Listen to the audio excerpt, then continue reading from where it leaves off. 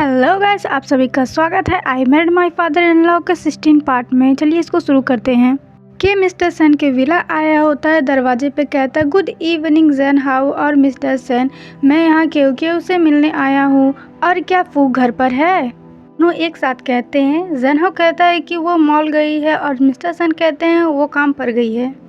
थोड़ा सा ऑकवर्ड माहौल हो जाता है तो के कहता है आखिरकार वो पृथ्वी पर कहाँ है।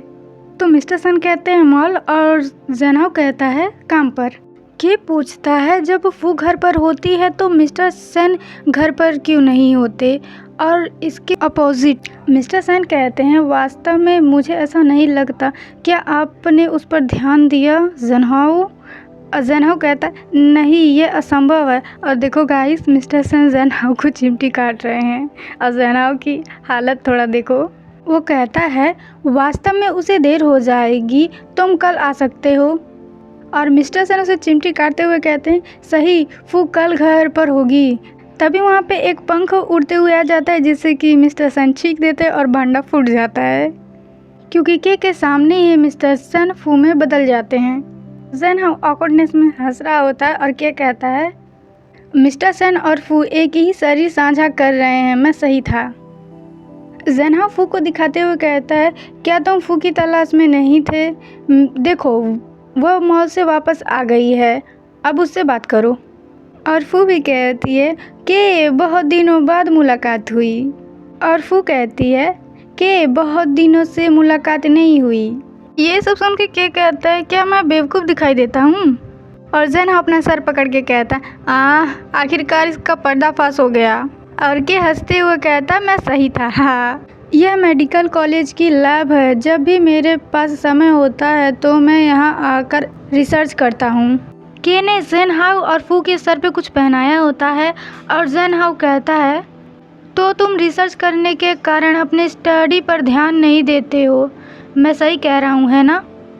ये सुन के जेन हाउ अपने हाथ में गाओजिन से लिया हुआ रिसर्च पेपर दिखाते हुए कहता है नहीं गाओ, क्या आप जानते हैं कि यह कैसा संयोग है?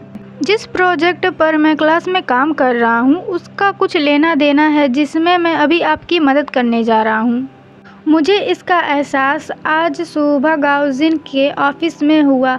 आपका और फू के वेडिंग प्लेस वह सब्जेक्ट है जिसकी हम जांच कर रहे हैं। विशेष चुंबकीय क्षेत्र है, इसलिए मेरा अनुमान है कि फू और मिस्टर सेन उस समय चुंबकीय क्षेत्र से प्रभावित हुए होंगे और इसलिए तब से वे एक ही शरीर साझा कर रहे हैं। ये सब वो अपनी नाक ऊंची करते हुए कह रहा होता है और फू खुश होते हुए कहती है कि तुम सच में बहुत होशियार हो।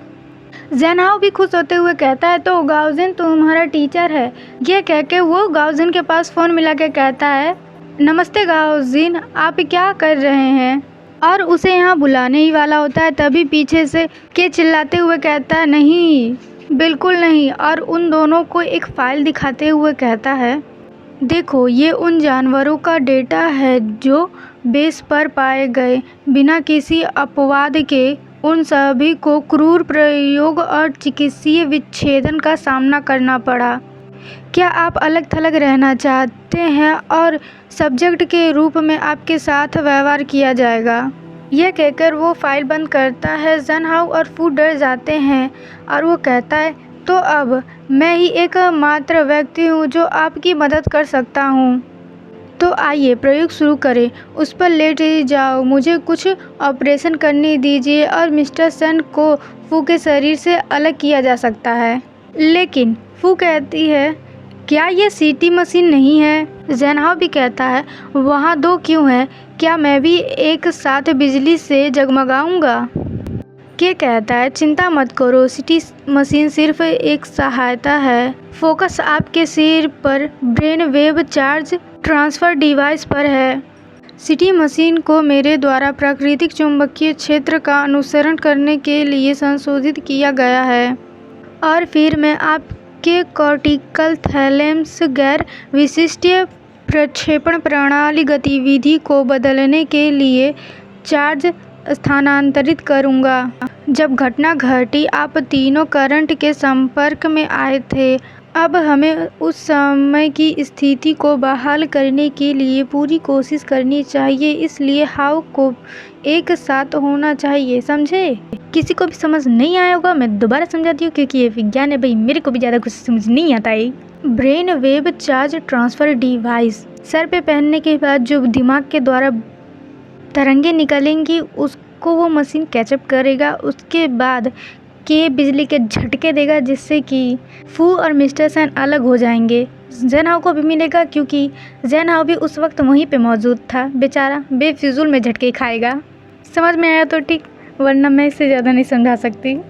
देखो गाइस, फू कितनी ज़्यादा अच्छी बच्ची है, कहती है कि मुझे समझ में आ गया है, चलो इसे शुरू करते हैं। पर जैन हाउ शक करते हुए कहता है, अरे ध्यान से सोच लो फू, क्या होगा अगर कुछ गड़बड़ कर दे के। फू कहती है, क्या होगा अगर, वैसे भी हम अभी ऐसी भयानक स्थिति में हैं, क्या ये और भी बदतर हो सकता है, हमें किस बात का डर है? और क्या होगा अगर यह वास्तव में मुझे और मेरे डैड को सामान्य स्थिति में वापस लाने में मदद कर सकता है? क्या हमारे पास अभी भी सफलता की 50-50 संभावना नहीं है? अगर हम कुछ नहीं करेंगे तो हमारे पास सचमुच कोई मौका नहीं होगा। क्या आप सचमुच अपना पूरा जीवन ऐसे ही बिताना चाहते हैं? ये सब सुन के जैन हाउ कहता है, क्या हम सफलता की संभावना की गणना इसी प्रकार करते हैं? लेकिन आपकी बात भी सही है, तो ठीक है, मैं भी तैयार हूँ। फू सिटी मशीन पे लेटते हुए कहती है, हेजिटेट करना बंद करो जैन हाउ। और के उसे सिटी मशीन पे बांधते हुए कहता है, क्या ये फू टाइट है? फू फिर चिल्लाते हुए कहती है, चलो अब इसे शुरू करो। और जैन हाउ के से कहता है, मैं बस मिस्टर सैन और फू की खातिर इसे आजमाने के लिए तैयार हूँ। के कहता है, ठीक है हाउ, यहाँ आओ और लेट जाओ। फिर जैन हाउ कहता है, जैन के, अगर हमें कुछ हुआ तो तुम्हारा खात्मा हो जाएगा। के कहता है, मुझ पर भरोसा रखो। और अपने मन में कहता है, मैं अपने रिसर्च में उस आदमी से आगे निकल जाऊंगा। यह कह के वो बटन दबा देता है, जिससे जैन हाउ और फू को बिजली के झटके मिलते हैं। वो दोनों चिल्लाने लगते हैं और बिजली के झटकों की वजह से बिल्डिंग में पूरा धुआं धुआं हो जाता है। जैन हाउ के का नाम लेते हुए चिल्लाता है, जैन के। खांसते हुए कहता है, जैन के बाहर आओ, जैन के। और फिर खांसने लगता है। और पीछे से के कहता है, हाउ चिल्लाना बंद करो। जैन हाउ सामने देख के थोड़ा सा शॉक्ड हो जाता है, कहता है, ये क्या है? जब दोनों ही सामने देखते हैं तो दोनों के दोनों ही शॉक्ड हो जाते हैं। जैन हाउ कहता है, मिस्टर सैन।